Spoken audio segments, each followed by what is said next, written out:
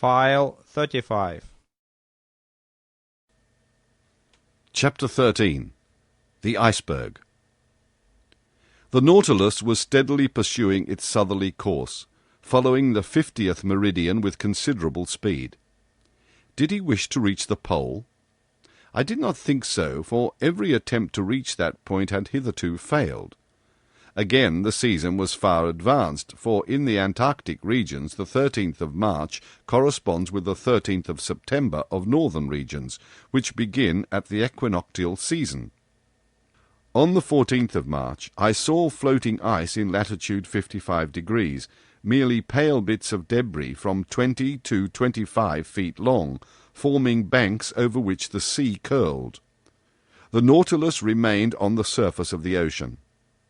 Ned Land, who had fished in the Arctic seas, was familiar with its icebergs, but Conseil and I admired them for the first time. In the atmosphere towards the southern horizon stretched a white dazzling band. English whalers have given it the name of ice blink. However thick the clouds may be, it is always visible, and announces the presence of an ice pack or bank. Accordingly, larger blocks soon appeared, whose brilliancy changed with the caprices of the fog. Some of these masses showed green veins, as if long undulating lines had been traced with sulphate of copper. Others resembled enormous amethysts with the light shining through them. Some reflected the light of day upon 1,000 crystal facets. Others, shaded with vivid calcareous reflections, resembled a perfect town of marble. The more we neared the south, the more these floating islands increased both in number and importance. At the 60th degree of latitude, every pass had disappeared. But, seeking carefully, Captain Nemo soon found a narrow opening, through which he boldly slipped, knowing, however, that it would close behind him. Thus, guided by this clever hand, the Nautilus passed through all the ice with a precision which quite charmed Conseil. Icebergs or mountains, ice fields or smooth plains, seeming to have no limits, drift ice or floating ice packs, or plains broken up, called palks, when they are circular, and streams when they are made up of long strips. The temperature was very low. The thermometer exposed to the air marked 2 or 3 degrees below zero, but we were warmly clad with fur at the expense of the sea bear and seal. The interior of the Nautilus, warmed regularly by its electric apparatus, defied the most intense cold. Besides, it would only have been necessary to go some yards beneath the waves to find a more bearable temperature. 2 months earlier we should have had perpetual daylight in these latitudes, but already we had 3 or 4 hours night, and by there would be 6 months of darkness in these circumpolar regions. On the 15th of March we were in the latitude of New Shetland and South Orkney. The captain told me that formerly numerous tribes of seals inhabited them, but that English and American whalers, in their rage for destruction, massacred both old and young. Thus, where there was once life and animation, they had left silence and death. About 8 o'clock on the morning of the 16th of March, the Nautilus, following the 55th meridian, cut the Antarctic polar circle. Ice surrounded us on all sides and closed the horizon, but Captain Nemo went from one opening to another, still going higher. I cannot express my astonishment at the beauties of these new regions. The ice took most surprising forms. Here the grouping formed an oriental town, with innumerable mosques and minarets. There a fallen city thrown to the earth, as it were, by some convulsion of nature. The whole aspect was constantly changed by the oblique rays of the sun, or lost in the greyish fog amidst hurricanes of snow. Detonations and falls were heard on all sides, great overthrows of icebergs, which altered the whole landscape like a diorama. Often seeing no exit, I thought we were definitely prisoners. But instinct guiding him at the slightest indication, Captain Nemo would discover a new pass. He was never mistaken when he saw the thin threads of bluish water trickling along the ice fields, and I had no doubt that he had already ventured into the midst of these Antarctic seas before. On the 16th of March, however, the ice fields absolutely blocked our road. It was not the iceberg itself as yet, but vast fields cemented by the cold. But this obstacle could not stop Captain Nemo. He hurled himself against it with frightful violence. The Nautilus entered the brittle mass like a wedge and split it with frightening crackings. It was the battering ram of the ancients hurled by infinite strength. The ice, thrown high in the air, fell like hail around us. By its own power of impulsion our apparatus made a canal for itself. Sometimes carried away by its own impetus, it lodged on the ice field, crushing it with its weight, and sometimes buried beneath it, dividing it by a simple pitching movement, producing large rents in it. Violent gales assailed us at this time, accompanied by thick fogs, through which, from one end of the platform to the other, we could see nothing. The wind blew sharply from all points of the compass, and the snow lay in such hard heaps that we had to break it with blows of a pickaxe. The temperature was always 5 degrees below zero. Every outward part of the Nautilus was covered with ice. A rigged vessel could never have worked its way there, for all the rigging would have been entangled in the blocked-up gorges. A vessel without sails, with electricity for its motive power, and wanting no coal, could alone brave such high latitudes. At length, on the 18th of March, after many useless assaults, the Nautilus was positively blocked. It was no longer either streams, packs, or ice fields, but an interminable and immovable barrier, formed by mountains soldered together. "An iceberg," said the Canadian to me. I knew that to Ned Land, as well as to all other navigators who had preceded us, this was an inevitable obstacle. The sun appearing for an instant at noon, Captain Nemo took an observation as near as possible, which gave our situation at 51 degrees 30 minutes longitude and 67 degrees 39 minutes of south latitude. We had advanced 1 degree more in this Antarctic region. Of the liquid surface of the sea there was no longer a glimpse. Under the spur of the Nautilus lay stretched a vast plain, entangled with confused blocks. Here and there sharp points, and slender needles rising to a height of 200 feet. Farther on a steep shore, hewn as it were with an axe, and clothed with greyish tints. Huge mirrors reflecting a few rays of sunshine, half drowned in the fog. And over this desolate face of nature a stern silence reigned, scarcely broken by the flapping of the wings of petrels and puffins. Everything was frozen, even the noise. The Nautilus was then obliged to stop in its adventurous course amid these fields of ice. In spite of our efforts, in spite of the powerful means employed to break up the ice, the Nautilus remained immovable. Generally, when we can proceed no farther, we have return still open to us. But here return was as impossible as advance, for every pass had closed behind us, and for the few moments when we were stationary, we were likely to be entirely blocked, which did, indeed, happen about 2 o'clock in the afternoon, the fresh ice forming around its sides with astonishing rapidity. I was obliged to admit that Captain Nemo was more than imprudent. I was on the platform at that moment. The captain had been observing our situation for some time past, when he said to me, "Well, sir, what do you think of this?" "I think that we are caught, Captain." "So, Monsieur Aronnax, you really think that the Nautilus cannot disengage itself?" "With difficulty, Captain, for the reason is already too far advanced for you to reckon on the breaking up of the ice." "Ah, sir," said Captain Nemo in an ironical tone, "you will always be the same. You see nothing but difficulties and obstacles. I affirm that not only can the Nautilus disengage itself, but also that it can go farther still." "Farther to the south?" I asked, looking at the captain. "Yes, sir. It shall go to the pole." "To the pole?"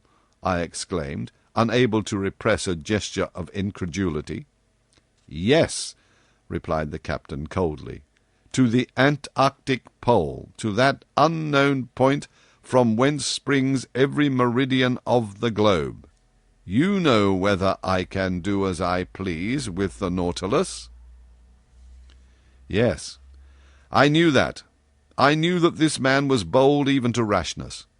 But to conquer those obstacles which bristled round the South Pole, rendering it more inaccessible than the North, which had not yet been reached by the boldest navigators, was it not a mad enterprise, one which only a maniac would have conceived? It then came into my head to ask Captain Nemo if he had ever discovered that pole which had never yet been trodden by a human creature. "No, sir," he replied, "but we will discover it together. Where others have failed, I will not fail. I have never yet led my Nautilus so far into southern seas, but I repeat, it shall go farther yet." "I can well believe you, Captain," said I in a slightly ironical tone.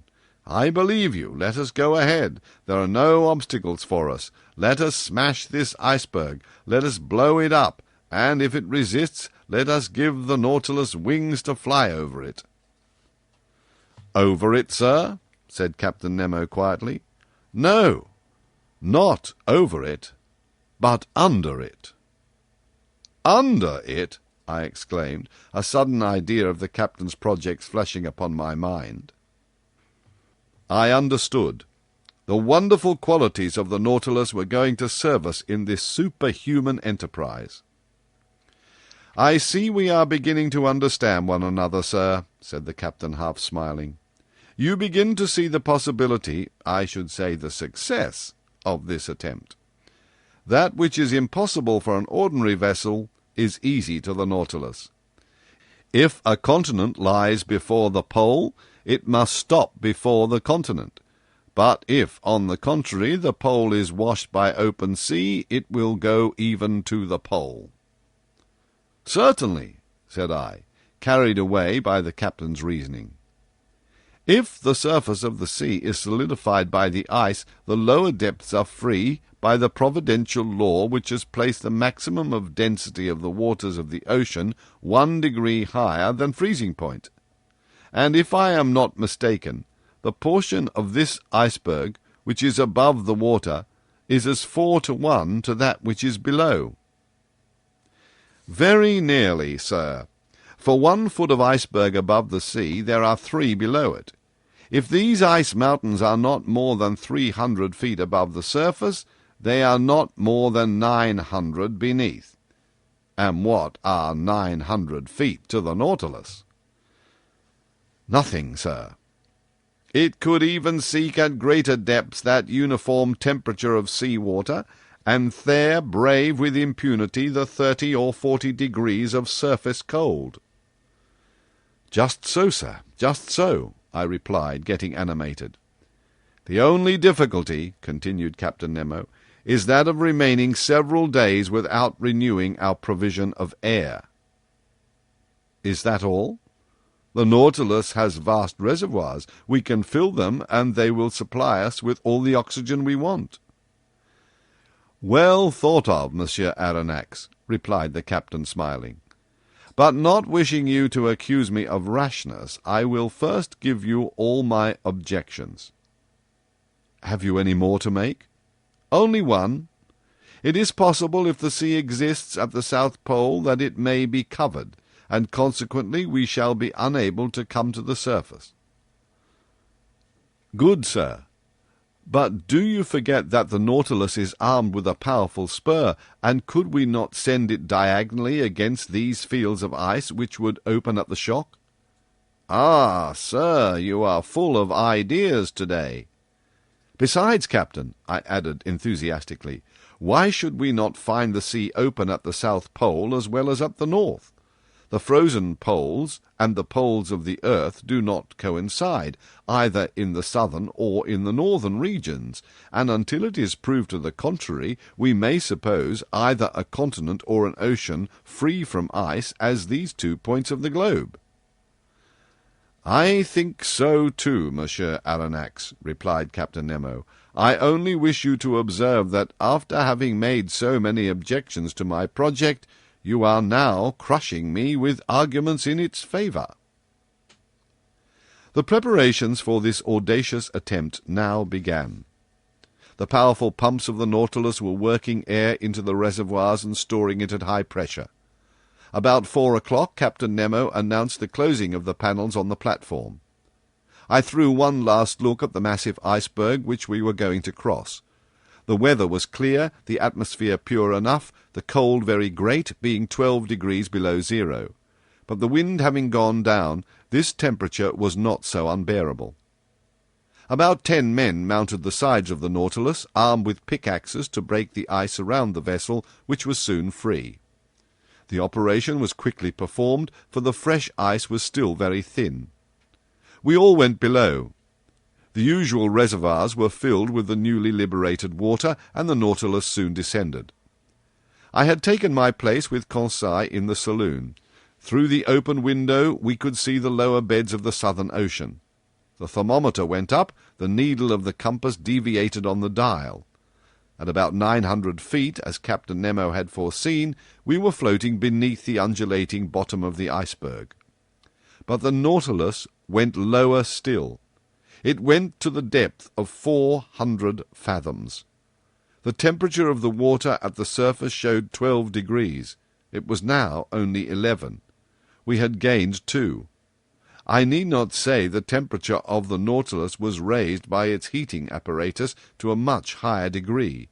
Every manoeuvre was accomplished with wonderful precision. "We shall pass it, if you please, sir," said Conseil. "I believe we shall," I said in a tone of firm conviction.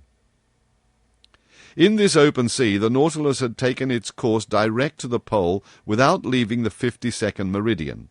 From 67 degrees 30 minutes to 90 degrees, 22 degrees and a half of latitude remained to travel. That is, about 500 leagues. The Nautilus kept up a mean speed of 26 miles an hour, the speed of an express train. If that was kept up, in 40 hours we should reach the pole. For a part of the night the novelty of the situation kept us at the window. The sea was lit with the electric lantern, but it was deserted. Fishers did not sojourn in these imprisoned waters. They only found there a passage to take them from the Antarctic Ocean to the open polar sea. Our pace was rapid. We could feel it by the quivering of the long steel body. About 2 in the morning I took some hours' repose, and Conseil did the same. In crossing the waist I did not meet Captain Nemo. I supposed him to be in the pilot's cage. The next morning, the 19th of March, I took my post once more in the saloon. The electric log told me that the speed of the Nautilus had been slackened. It was then going towards the surface, but prudently emptying its reservoirs very slowly. My heart beat fast. Were we going to emerge and regain the open polar atmosphere? No. A shock told me that the Nautilus had struck the bottom of the iceberg, still very thick, judging from the deadened sound. We had indeed struck, to use a sea expression, but in an inverse sense, and at 1,000 feet deep. This would give 3,000 feet of ice above us, 1,000 being above the watermark. The iceberg was then higher than at its borders, not a very reassuring fact. Several times that day the Nautilus tried again, and every time it struck the wall which lay like a ceiling above it. Sometimes it met with but 900 yards, only 200 of which rose above the surface. It was twice the height it was when the Nautilus had gone under the waves. I carefully noted the different depths and thus obtained a submarine profile of the chain as it was developed under the water. That night no change had taken place in our situation. Still ice between 400 and 500 yards in depth. It was evidently diminishing, but still what a thickness between us and the surface of the ocean. It was then 8. According to the daily custom on board the Nautilus, its air should have been renewed 4 hours ago. But I did not suffer much, although Captain Nemo had not yet made any demand upon his reserve of oxygen. My sleep was painful that night. Hope and fear besieged me by turns. I rose several times. The groping of the Nautilus continued. About 3 in the morning I noticed that the lower surface of the iceberg was only about 50 feet deep. 150 feet now separated us from the surface of the waters. The iceberg was by degrees becoming an ice field, the mountain a plain. My eyes never left the manometer. We were still rising diagonally to the surface, which sparkled under the electric rays. The iceberg was stretching both above and beneath into lengthening slopes. Mile after mile it was getting thinner. At length, at 6 in the morning of that memorable day, the 19th of March, the door of the saloon opened and Captain Nemo appeared. "The sea is open." Please do not forget to like, share and subscribe. Thank you.